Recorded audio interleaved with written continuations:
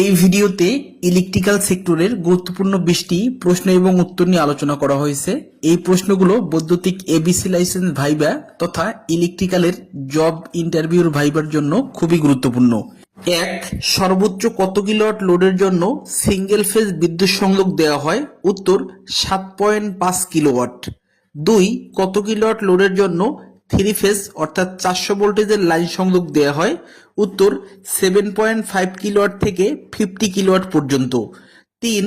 বাসাবাড়ি বা ফ্যাক্টরিতে কখন সাবস্টেশন করা বাধ্যতামূলক? উত্তর 50 কিলোওয়াটের উপরে লোড হলে সাবস্টেশন করা বাধ্যতামূলক। 4. হিউম্যান বডি প্রোটেকশনের জন্য কয়েকটি ডিভাইসের নাম বলুন। উত্তর RCD residual current device, RCCB residual current circuit breaker. 5. RCCB এর 100 মিলিঅ্যাম্পিয়ার রেটিং দ্বারা কি বোঝায়? উত্তর লোডের ফেজ এবং নিউট্রালের মধ্যে কারেন্টের পার্থক্য 100 মিলিঅ্যাম্পিয়ার হলে আরসিসিবিটি ট্রিপ করবে। 6. মোটরের সাপ্লাই ফ্রিকোয়েন্সি পরিবর্তন করার যন্ত্রের নাম কি? উত্তর বিএফডি বা ইনভার্টার। 7. বিএফডি কোন ধরনের মোটরে ব্যবহার করা হয়? উত্তর ইন্ডাকশন টাইপ এসি মোটরে বিএফডি ব্যবহার করা হয়। 8. সার্ভো ড্রাইভ কোন ধরনের মোটরে ব্যবহার করা হয়? উত্তর সার্ভো মোটর কন্ট্রোলিং এ সার্ভো ড্রাইভ ব্যবহার হয়। 9. সার্ভো মোটর কি? যে মোটর লিনিয়ার এবং রোটারি উভয় মোশন বা গতিতে কাজ করে তাকে সার্ভো মোটর বলা হয়। 10. কয়েকটি প্রোটেকশন ডিভাইসের নাম বলুন।